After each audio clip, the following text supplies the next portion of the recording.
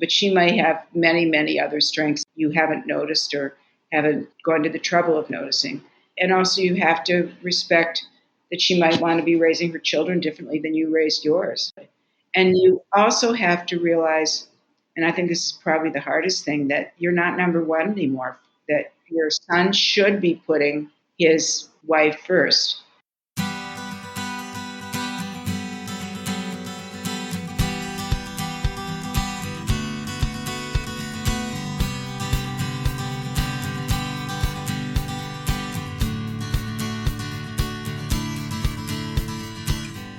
Welcome to Parent Footprint with Dr. Dan. I'm Dr. Dan. This show is about making the world a more loving, accepting, and compassionate place, one parent, one person, and one child at a time. The key to raising healthy and engaged kids is for us parents to seek the same in our own lives while striving to be the best versions of ourselves each day. No matter who you are or where you came from, with increased awareness, you can be purposeful about leaving a healthy footprint for your children, your family, and all those you care about while living your own life to the fullest. Today's show is Mothers-in-Law and Daughters-in-Law with Sally Koslow. Sally is the author of her brand new novel, which we'll be talking about today, The Real Mrs. Tobias, as well as the novels Another Side of Paradise, the international bestseller, The Late Lamented Molly Marks, The Widow Waltz, With Friends Like These, and Little Pink Slips. She is also the author of one work of nonfiction, which I am so intrigued with, Slouching Toward Adulthood, How to Let Go So Your Kids Can Grow Up. A common conversation these days. Her books have been published in 12 countries. Sally is the former editor-in-chief of iconic McCall's magazine. She has taught creative writing at the Writing Institute at Sarah Lawrence College and the JCC of Manhattan, as well as in private workshops, and has contributed essays and articles to the New York Times, Real Simple, and many, many other magazines, newspapers, websites, and numerous anthologies. Sally lives in Manhattan, but hopes the statute of limitations never ends on mentioning that she is from Fargo, North Dakota. She's a graduate of the University of Wisconsin-Madison, where she met her husband, and they live in Manhattan and are the proud parents of 2 sons. Sally, welcome to the show. Dan, it's nice to be here. Thank you. So, in preparation for diving into your latest piece of work, tell us your road to becoming an author and a writer. Well, I always was kind of an idiot savant. I wasn't particularly talented in any realm of music or athletics and some, but I always did like to write. And it was something that my parents encouraged. And by the time I got to high school, my English teachers encouraged tremendously. And, I'm a real cliche, the editor of the high school newspaper and so on. And when I went, as you mentioned, to the University of Wisconsin, and it was a hotbed of student protest at the time. And I was involved. I had my share of tear gas in my eyes and so on. But I secretly wrote a resume and went to New York in the fall to see if I could get a job on a magazine. And because I was this dumb Midwesterner, I applied at all the best magazines. I think if I'd grown up around New York, I would have known more and been way too intimidated. Mm-hmm. So I got actually an offer at the time at Harper's Bazaar, but it meant that I wouldn't have literally graduated from college, with a cap and gown and less. So I couldn't figure out how to do that and moved to New York sooner. So I passed up that opportunity. But then I took the obligatory trip to Europe, which people used to do way back then on an Arthur Fromer book until Europe on $5 a day, which, today wouldn't even buy you a French fry. No. But when I came home, I got a job at Mademoiselle magazine, which doesn't exist anymore, but it was a very sophisticated magazine for women in their 20s. And it was owned by Condé Nast, which was the glamorous corporation. But as I said, I was so naive. I didn't think that there was any reason they wouldn't hire a girl from Fargo, North Dakota. So people didn't expect to have a big, big job immediately back in those days. And I actually hung out there for about 6 years writing articles like on how not to like careers in cooking or profiles of college campuses like Texas A&M, where they sent me, and one of the cadets squired me around and taught me the Texas two-step. I mean, it was kind of really old-fashioned. I was very underworked, but it was very pleasant. And I went on in the field of magazines, and then I had a baby, and I decided to try to start freelancing. And I wrote always nonfiction. I wrote articles. My beat became often it was sex. Like I wrote a lot for the Ladies' Home Journal. It was pieces like unconsummated marriage or loveless marriage, and then the baby became. What year are we talking right there? Just set the stage of that, okay. So, and with your first baby. So he's 45 years old now. Okay. Mid 70s. Yeah. He was born in 1977. So we're getting to the 80s now, at the beginning of the 80s. And then I went back to someone offered me a job, just kind of and I forgot how much I really liked working on a magazine. And the editor of so I worked on a small magazine and had another baby, and the editor of that small magazine became the editor of a magazine called Woman's Day, one of the big iconic women's magazines. And she was looking around for a top editor. And I said to her kind of brazenly, I said, well, you could hire this one or that one, but you're not going to find anyone better than me. Nice. And so she hired me, and it worked out really well. And but again, I slowly rose in the ranks, and I eventually became the editor-in-chief of McCall's magazine, which was huge, one of the tremendous magazines, with millions and millions of readers, and it really was a dream job for me. I just loved it. And then McCall's actually got taken over and turned into a magazine for Rosie O'Donnell. So I'm not making this up. This really happened.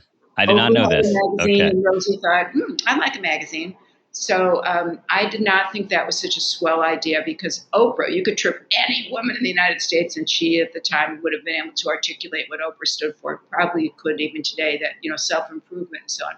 Rosie's was another can of worms, because, she liked crafts and she liked Tom Cruise. She was this sort of mishmash of interesting insights, and also a much more tart personality. So that didn't turn out too well. So I was kicked upstairs and eventually out. But then I got hired to start a magazine. And that was talking about a dream job. It was, like Judy Garland and Mickey Rooney, making a magazine in the garage. I was asked to create a magazine that personified Lifetime television. This was around the time of 9/11. So this is a long time ago now. But at the time, this was before Netflix and HBO and Amazon Prime and so on. Amazon Video. And Lifetime really was tremendous. They really had they're still big, but they were huge then. So I did this wonderful magazine, and I rehired a lot of the people who'd gotten canned when McCall's turned into Rosie, and it was a really great experience. But most new magazines fail. And this one was no different. It just didn't get the number of advertisers the company hoped for. It was owned by Hearst and Disney. So I was out of a job. But I had a nice cushion of a big, long severance. And somebody said, well, while you're looking for a new job, you should, indulge one of your interests. But I had no other interests. I had raised 2 children. By then, the youngest was in college. And I had worked like 7 days a week and took tons of manuscripts home at night. And I just loved it. I was absolutely born to be a magazine editor-in-chief, worked with all these great, smart people. But I thought, I do like to write. So I enrolled myself in a writing workshop. And everyone else was writing nonfiction. But I asked the teacher if I could. The first thing I turned in was it was about going to a Chanel sample sale. And the class just loved it. So the teacher allowed me to write fiction. I had never written a word of fiction. Meanwhile, I looked less and less enthusiastically for a new job, because it was during the time when celebrity magazines were reigning, and I just couldn't see myself having worked for so long on fairly serious material, writing it and then editing it, to switch over to Kardashian worship. So I just didn't want a celebrity job. So um, I wound up with my manuscript, and I found an agent. My agent sold it at an auction um, Mm. right away. Mm-hmm. It was bought by an iconic editor in the industry, someone who back in the day had discovered Peyton Place, which your readers probably have never heard of, but it was this, I think it was like maybe the end of the 1950s, and it was this, at the time, really provocative, hot book. So I was really excited. I was being paid for something that I'd created out of my imagination. And I was looking forward to the lunch with the editor, and then she died. Oh.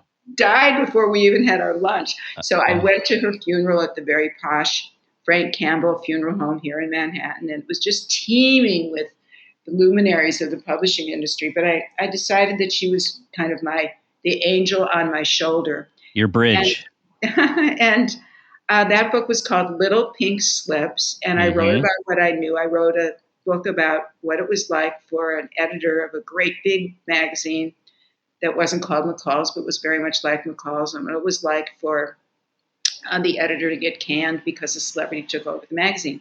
So the new editor, the editor who inherited this manuscript after this poor individual had died, this very fancy Jackie O kind of editor had died, said, I love it, but there's only one thing I would change, that it's inconceivable that the editor of this big women's magazine is from Fargo, North Dakota. And I said, well, that's the only thing that's That's true. It's true. purely biographical, so I'm not Yeah. changing that. So that became the start of my Oh.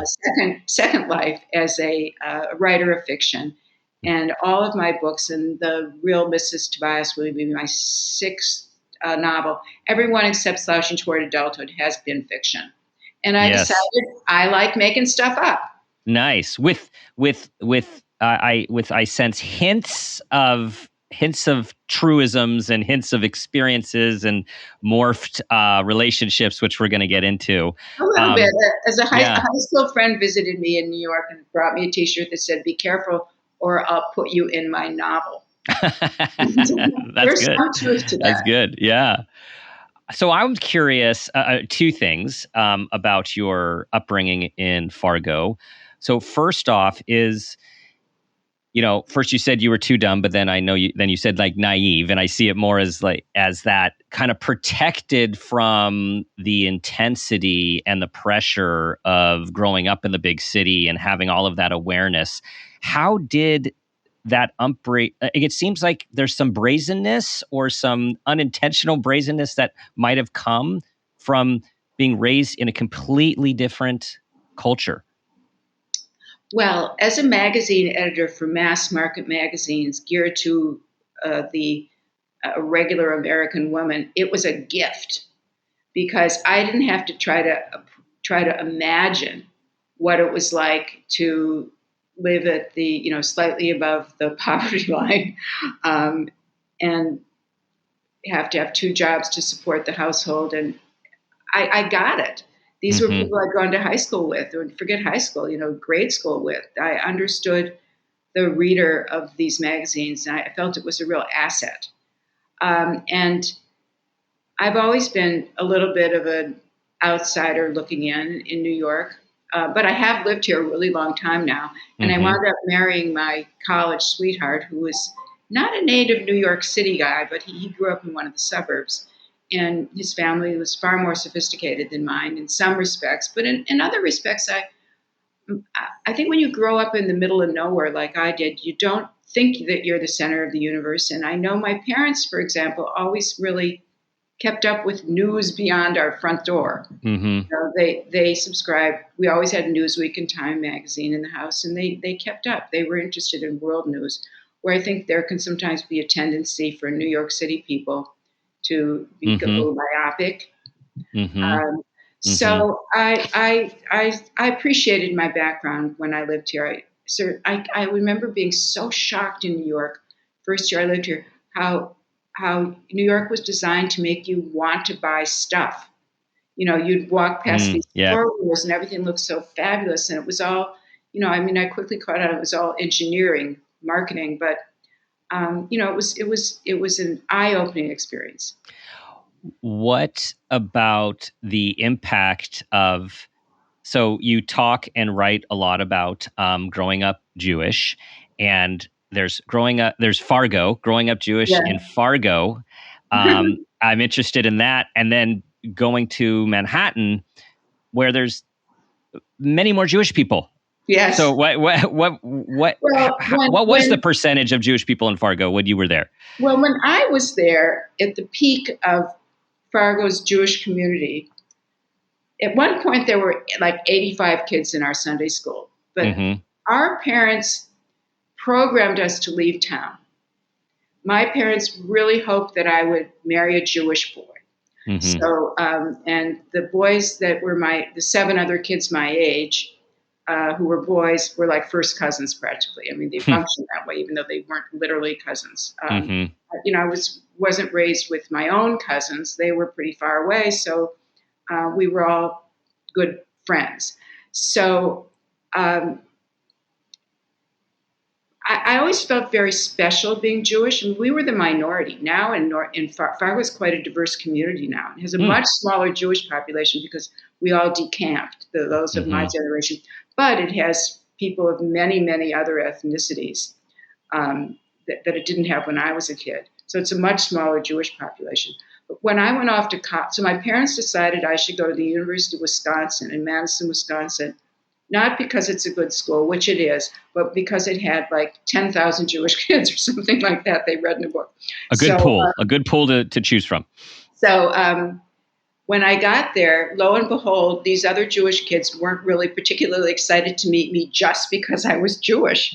Where for me, that was like if I met another Jewish, like there was one other Jewish girl my age, and she lived in Grand Forks, North Dakota. It was like a big thrill for me to meet someone who kind of had a similar background to mine. So I remember when I met the guy who became my husband, he disclosed that he was from this suburban area called the Five Towns, which is shorthand for a really obnoxious place to have grown up. But it didn't mean anything to me. The only towns I had heard of that were like that were Scarsdale and Great Neck. The reputation of the Five Towns had never migrated west of the Mississippi. Mm-hmm. So in the first year that I lived in New York, I actually took a course at the New School about the New York Jewish community, and then I decided. I mean, it was just so huge and unwieldy. But my husband and I did join a synagogue eventually, and we did send our kids to a Jewish nursery school. Although they both wound up marrying women who aren't Jewish, which is not unusual. And it's always been important to me that I'm Jewish. It's always been part of my identity and not my whole identity. And not my books sometimes have Jewish people in the new one, the real Mrs. Tobias, actually gets into the whole subject of culture clash because the youngest Mrs. Tobias is from Iowa, which in my mind is a stand-in for North Dakota. Yes. Birdie. Birdie. And she finds some of the personality traits of her mother-in-law and her husband's grandmother, middle woman's mother-in-law, to be a little bit overbearing and nosy, which is not really the style of people in Iowa or North Dakota or Minnesota as much as it might be around, some Jewish culture in New York. So it becomes a bit of an issue in her marriage. So there were two themes in the book that I really resonated with. One is Jewish culture, and as you talked about, the involvement. Others might say boundaries, or in our clinical realm, tendency for some of these cultures to be enmeshed, these families to be enmeshed with one another. And then, of course, being in the field of psychology, I just loved the nuances and the themes of Veronica, grandma, analyst, psychiatrist, and then Mel, first daughter-in-law, who also has a daughter-in-law, Birdie, and she being a licensed clinical social worker and being in her clinical office. And I just loved how those two things came together, and how everyone was trying to manage the degrees of closeness or enmeshment in this multi-generational family. Yeah, well, there's a lot of good material to get into with those areas. I wanted So Veronica is someone who I've met quite a few Veronicas Mm-hmm, in New mm-hmm. York, people who have PhDs in psychology or MDs in psychiatry, and also have gone to very esteemed, have gotten analytic training, and they're this is a whole tribe in New York. Yep, yep. But I also know people who are wonderful therapists who have a master's degree in social work. And in fact, in my own family, I have two nieces who have this degree, and my mother was a social worker briefly. She quit to become a mom when she moved to North Dakota. It's another story. But I I found the rivalry interesting. There can be a snobbishness among Mm-hmm. the analytic tribe looking at people who have a mere fun-sized MSW degree, even though Yes. some of the MSW degree people are wonderful therapists. Now, I wouldn't say that my character Mel is a perfect therapist because she does allow her mind to wander a bit Yes. more than it should when she's in therapeutic sessions and she starts thinking, riffing on her own personal problems. But I have found that very interesting, that whole scenario. I appreciated it was an extra dynamic in the mother-in-law, daughter-in-law relationship, because then there was the competition or the better than, less than in the career, as well as just being a wife, a family member, a mother, and the competition that went into that relationship Right. as well. This book is a lot about power struggles in families. Mm-hmm. What has been the pull for you? I know you write a lot about relationships, and this your latest work is very much about the mother-in-laws, daughter-in-laws, multi-general relationships and nuances. How long has this been brewing for you? Well, about 50 years. Mm-hmm. That's how long I've been married. When my husband and I got married, we had starter marriage just tattooed all over the place. We were way too young. We had met in college. We got married about a year out of college. Um, I I had a bit of cold feet maybe about 6 weeks before the wedding and expressed my feelings to my father. And my father said to me, stupidest advice I've ever heard. Well, Sally, there's always divorce. And I mean, I don't think anyone expected our marriage to last, but either because of complete ennui and lack inertia, or love, Mm-hmm. or both, it Mm-hmm. has lasted. And uh, so I've often thought about how tricky the mother-in-law daughter-in-law relationship is. I've had a mother-in-law longer than I've had a mother, unfortunately, because my mother died more than 20 years ago. And it is a complicated relationship. And now I have become a mother-in-law because I have two married sons. And I had a moment when the second one, the younger one, got married first. Um, and the night before he got married, it was in Jackson Hole, Wyoming. It was a lovely destination wedding, and we were having this terrific dinner at the top of a mountain. And I remember thinking, oh man, time's run out. My job is not done. I don't think I've done enough to turn this child, into a man with all the values I hope that he has and all the wisdom and so on. I'm really screwed. And I, had this, and plus, I'm going to be mother-in-law, and most women are programmed to sort of smirk and assume that their mother-in-law is going to be, rhyme with witch. Mm-hmm. So that was an interesting observation. And I thought I really would like to write I usually do write about relationships, but I thought this is a really interesting relationship to dig into because Mm-hmm. very few books are written about the mother-in-law. I mean, I couldn't actually even think of one that's written from the mother-in-law, daughter-in-law perspective and how challenging and critical and rewarding Mm-hmm. it can be. Mm-hmm.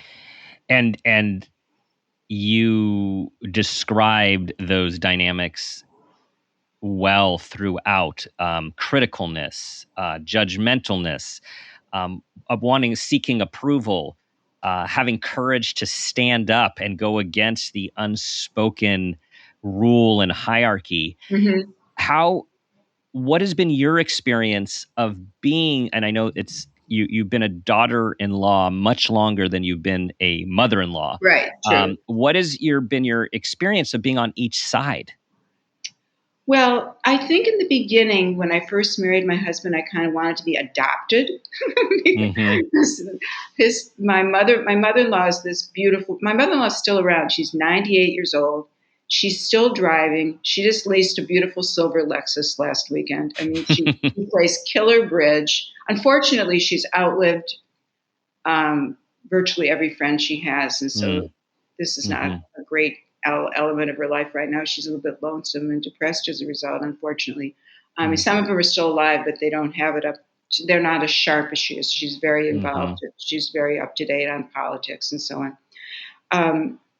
But but she's in a way that the Midwest is different from New York, or maybe the Midwest is different from New York Jewish mothers. I always felt if I had had like a week as her daughter, maybe I could have become like the president of the United States, because I would have grown up with much more self-confidence. I always think that my parents raised children before self-esteem was invented. Yeah, that wasn't a thing. Wasn't a thing, self-esteem. Right. And my father visited New York when my mother unfortunately got Alzheimer's and had to live in an appropriate facility in her later years for people with memory problems. But my father came to New York alone, and it was a holiday, and there was a couple visiting us with a beautiful little girl, all decked out with, really, really unusually pretty clothes, and everyone was just oohing and ahhing over this child. And I looked to my dad, who was visiting, and said, "Well, don't you think she's cute?" And he said, "Well, I don't want to say anything. She'll get a swelled head." And I thought, there's my child. You're like, there it is, right there. Yeah. So, mission accomplished, Dad. Yeah, I don't have a swelled head. I never got any compliments, that I might have been pretty or might have been smart. And I think if I'd lived with my mother-in-law, I would have been a different can of worms in terms of, one of my I had once had a very powerful, incredibly brilliant and gorgeous boss. And she said, "The only thing wrong with you, Sally, is that you don't have enough self-confidence. If I could only give you a self-confidence translate." But that kind of goes along with being from the upper Midwest. And you're not supposed to be bragging. And I mean, part bragging about yourself. You're supposed to, there's just not an upper Midwest kind of a thing. And I mean, part of being an author right now is, it has shifted from the time I had my first book out to what's expected now, is that self-promotion is you have to promote, right? You have to have a presence on social media. And I find it really embarrassing to do, but I have to. It's a different skill set than writing, but it's very much equally important. I relate to that. I don't, the Midwest mentality that you describe, while I understand maybe some of the downfall of not getting as much affirmation and learning to have as much maybe I or self in the confidence, there's also something really nice and endearing about me, that way of being. Well, I feel very warmly toward the Midwest. And I wanted to put the Midwest into this book because I feel it isn't exposed as much in books as the South. I mean, the South has a whole literary tradition and lots of books about New York and a lot of books about California. But the Midwest becomes sort of the butt of a joke about, hamburgers at Denny's or something. It's underappreciated. And I have gone back to many high school reunions, and I just cherish it all. It's it was a wonderful, stable place to grow up. Also, I happened to grow up in a place that was primarily peopled by people who's of Scandinavian descent. And you think about Oh, Norway and Sweden also and like Denmark. Birdie. Yeah, Mm-hmm. yeah. Yeah. These are really really solid Yeah. places, with intelligence and music and.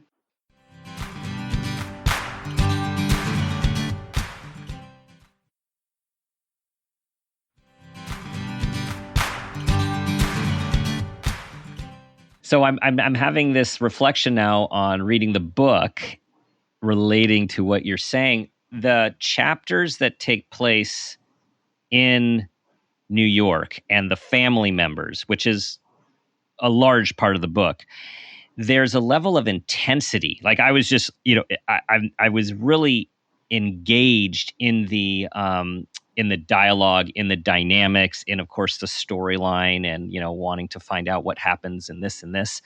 And then when we go to the Midwest, when Birdie goes home, I found myself relaxed, much more relaxed when I was reading those chapters. That I was wondering, was there any intention in that, or is that just my experience of these I think cultures? that's just your experience, but I Yeah. have to say that my favorite parts of the book are the Midwestern parts. Hmm. My favorite character in the whole book is the Midwestern grandmother. The one who carries jumper cables in her Yeah. in her trunk and wouldn't think of making a dessert that didn't have Cool Whip in it, and is just a super sensible, good-natured person.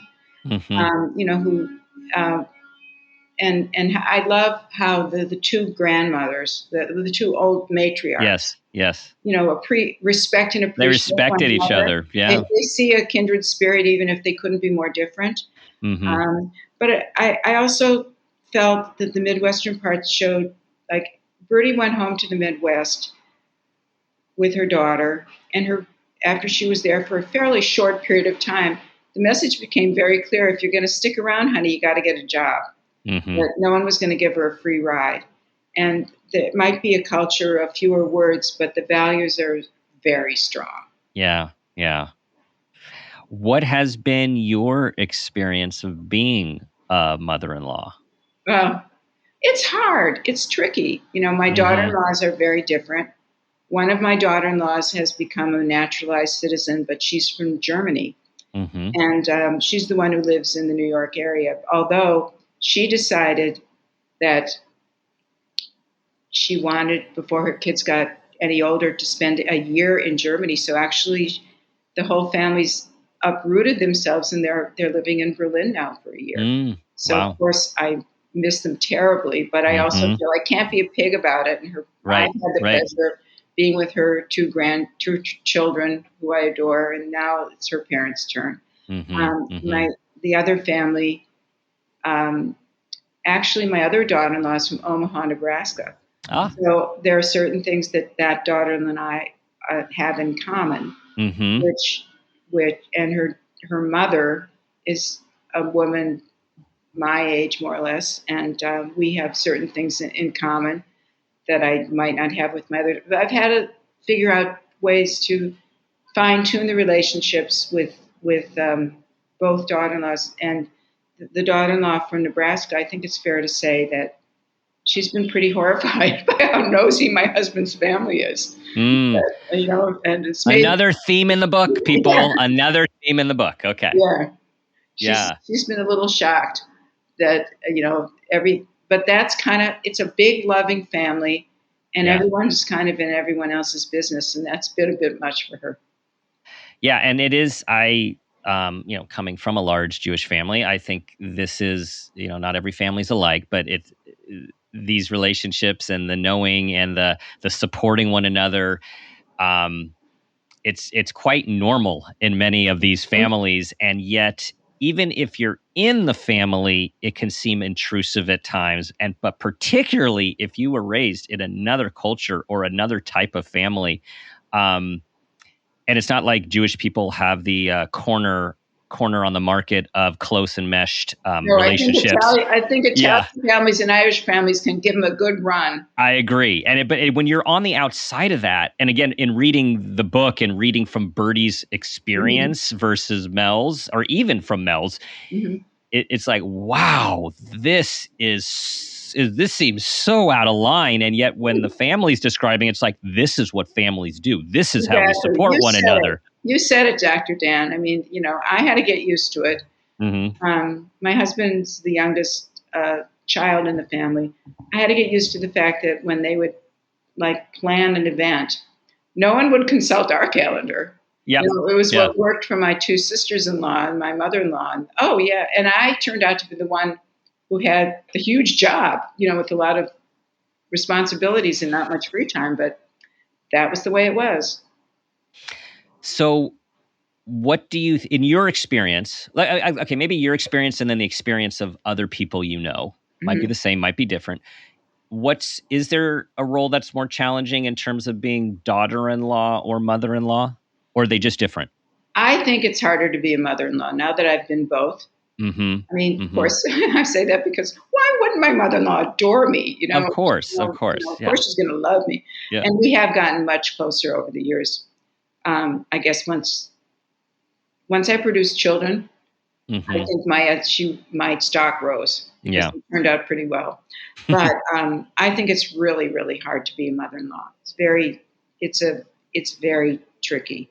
You can easily overstep boundaries. Oh my goodness, I've fed the kids the wrong kind of peanut butter and on and on and on. Yeah. It's really easy to screw it up. Well, and how much is, like you talk about the peanut butter. So my first thought is, oh, wow, that's punishable by, that's a crime. It's, like there's things that might not as the in-law seem that big. And then it's taken as a big, an offensive gesture or statement. And then there are things that in hindsight might really seem like, whoa, I guess I did cross over there. I didn't understand that. Yeah, I realized that I have made mistakes. My mother-in-law just reminded me of one over the weekend. We were remembering how when one of the brides came to New York and my mother-in-law wanted to take her to a particular store and buy her a pair of earrings that she'd wear at the wedding. And I wanted to be in on the shopping trip because I felt like I was being cheated out of all the fun stuff that went along with planning the wedding, and all I was doing was writing checks. So, I tagged along and had an opinion about which earring. And my mother-in-law told me over the weekend, Sally, you were really overbearing. I probably was. I'm sure I was, but I just wanted to have some fun. Wait, Sally. So that's actually also interesting because Sally from the Midwest, from Fargo, who's supposed to know her place, is doesn't always have the confidence that that someone thinks you should have. That person was actually overbearing. Yeah, according to my mother-in-law, I didn't think I was overbearing. I thought I was just had an opinion, but it wasn't a great moment in shopping.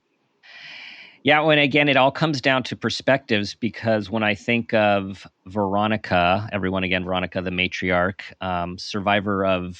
family survivor of the Holocaust from Germany, what she feels is offensive at times from Mel, her daughter-in-law, pales in comparison to the stuff that comes out of her mouth and the truths that she has about her role in the family. Right. Well, she sees herself as the head of the family. Yes, clearly. And she's, powers for the grabbing.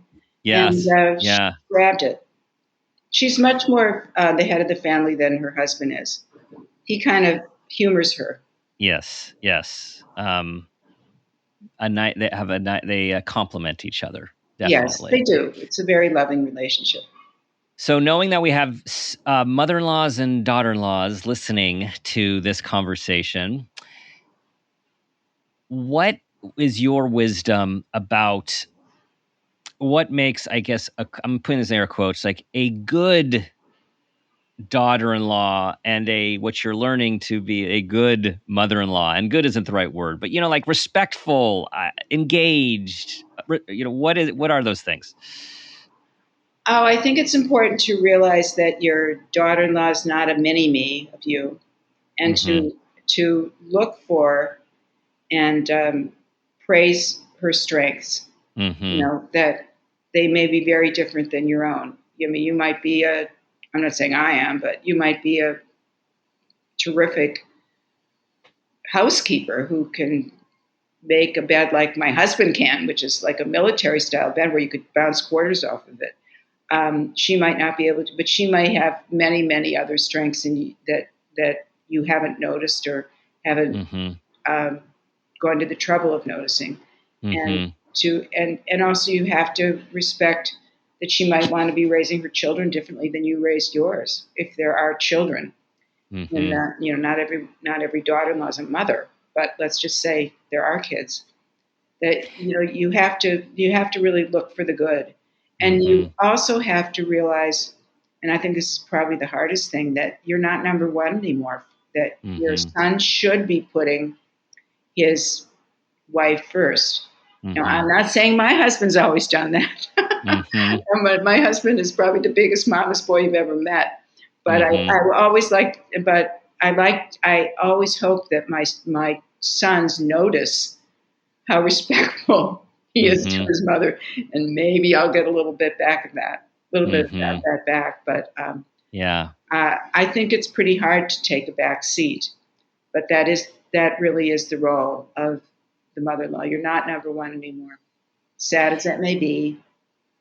Right. And parenting these days has so much doing involved in it, and thinking about your piece of nonfiction about slouching towards adulthood and reading a little bit about that, I think so much of parenting our own kids over time, and then as we move into being in-laws and relationships with our kids as adults, a lot of parenting, effective parenting, so to speak, is not doing, is consciously and purposefully not doing something to allow our emerging or adults to live their lives without our interference. Really hard. Yeah. And of course, parents would be, since I was a child, and certainly even since I raised children, parents have become much more of the helicopter variety of really Mm-hmm. trying to smooth the way for their children. Mm-hmm. And it isn't always helpful. It doesn't always, I mean, that was a big part of the book, Slouching Toward Adulthood, how it isn't always about, it isn't always about making things easy for your kids. No, no. And that, while we all do not want our kids to suffer, we are learning more and more over time with research and experience, regardless of how crazy our world gets, that if we rob our kids of the ability to experience disappointment, learn resilience, learn how to problem solve, sit in discomfort, we are doing them a disservice for their emergence into adulthood and beyond. There you go. Was that the basically the thesis of slouching to adulthood?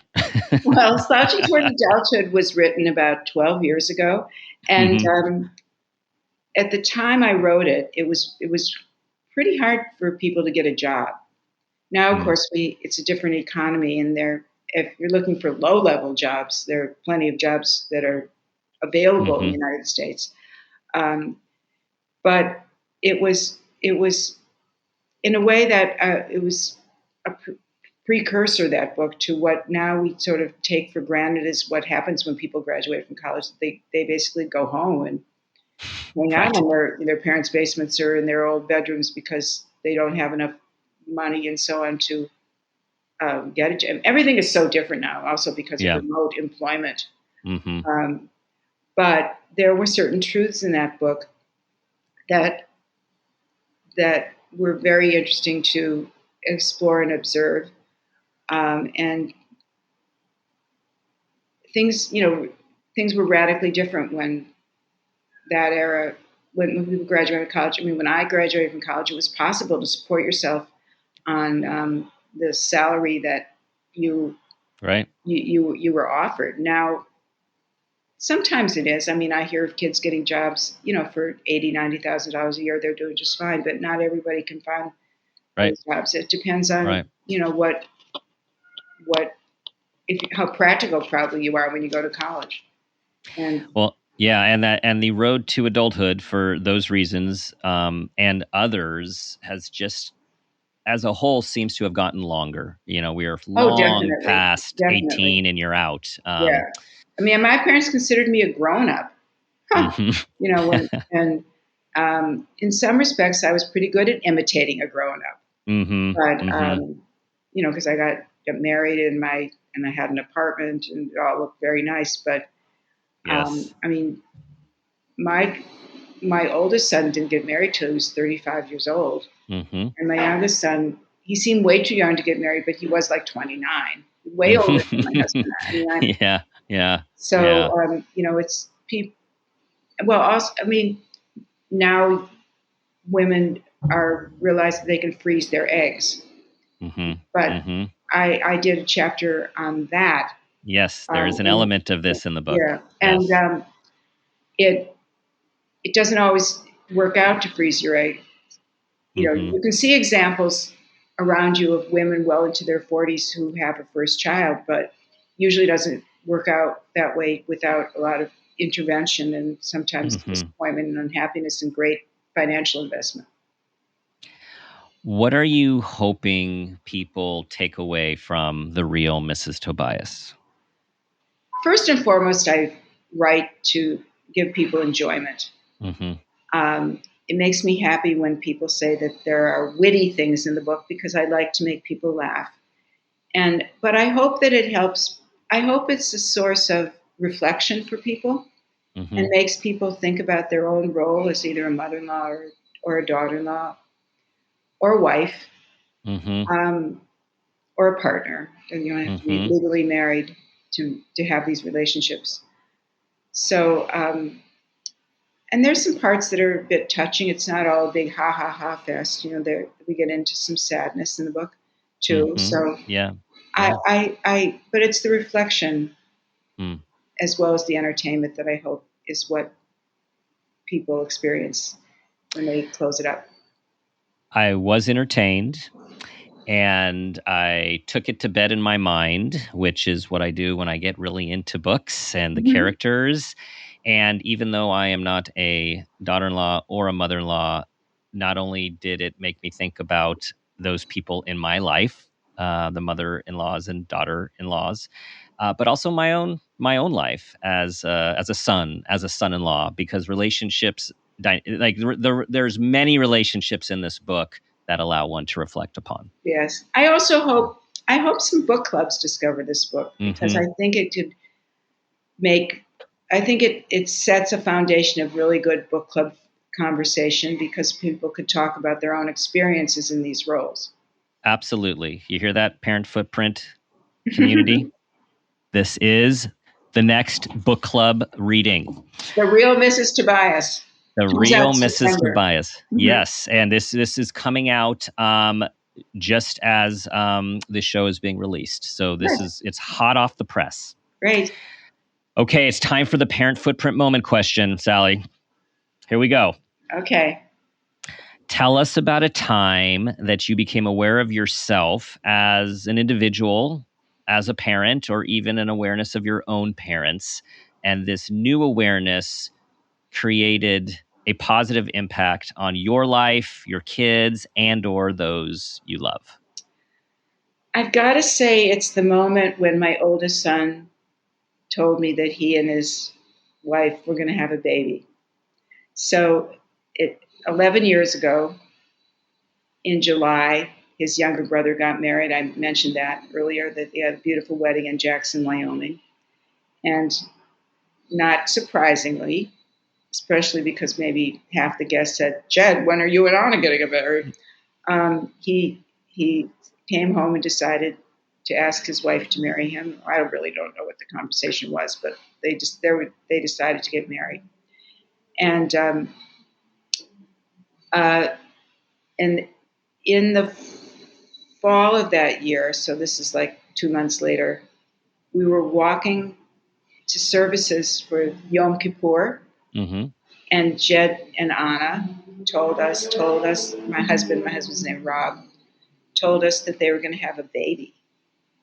And I was just dumbstruck because unlike some of my friends, I'd never thought about being a grandmother. It just, suddenly both kids were getting married. I mean, they got, Mm-hmm. everything was just changing so fast.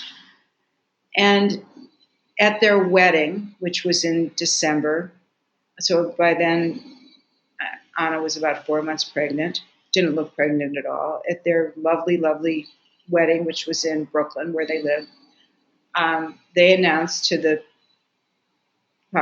guests that they were expecting, that they were starting their family. Hmm. And I continued to be shocked, and I cannot believe how incredible the experience of being a grandmother has been. So Hmm. their oldest child is the most remarkable kid. I just adore this boy. He's very smart and he's very intellectually curious. He's very funny. And but it was that moment when I found out that I was going to become a grandmother that it all kind of clicked for me, that everything was moving and changing in my family. Mm-hmm. And I've often thought of my own mother in grandparent moments Mm-hmm. and appreciated her more. And I subsequently have three other grandchildren, Mm-hmm. four total. Mm-hmm. It's that feeling of life going on, and I also feel very, very lucky because I didn't stay home with my two boys. I was busy working person, and I have been very grateful for the experience of being able to be a grandmother. And the Brooklyn kids have allowed, I always took care of the kids 1 day a week, Mm-hmm. and it's been good times. So, yay, kids! Yay, kids and grandparents are so important. It just allows for a whole nother relationship. It's That's just wonderful. so special. Yeah. I wasn't raised close to my grandparents. I had one grandmother in St. Paul, Minnesota, but I didn't see her more than maybe once a year. And I had some grandparents in New York who I'm not even sure, they knew my name, but they weren't part of my life at all. So my husband and I have tried to be the kind of grandparents who enrich a child's life, and we love it when they sleep over, and Mm-hmm. we Mm-hmm. make breakfast and we have certain rituals. It's just great. It's wonderful. Sally, tell everyone where they can find your multiple books, your events, your engagements, and everything you're up to. Okay, well, I have a website, so it's www.sallykoslow.com, which is Sally, Sally, Koslow spelled Koslow.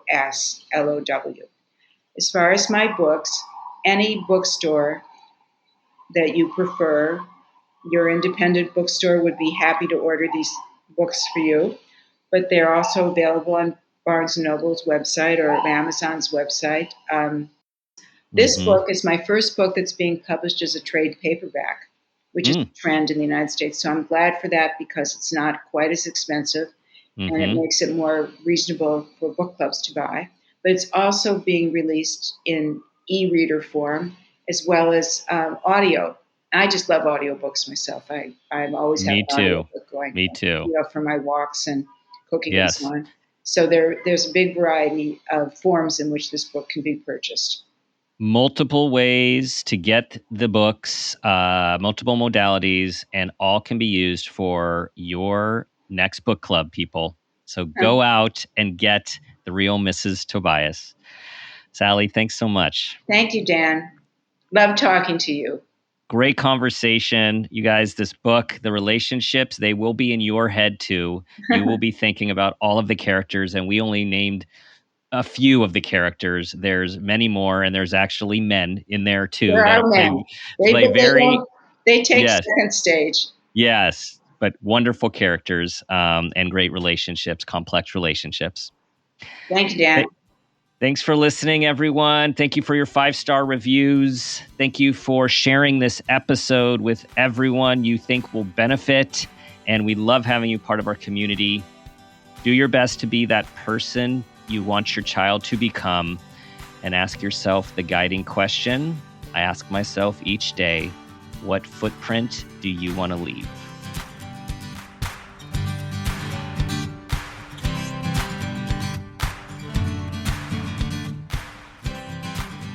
This has been a Peters and Rossi production.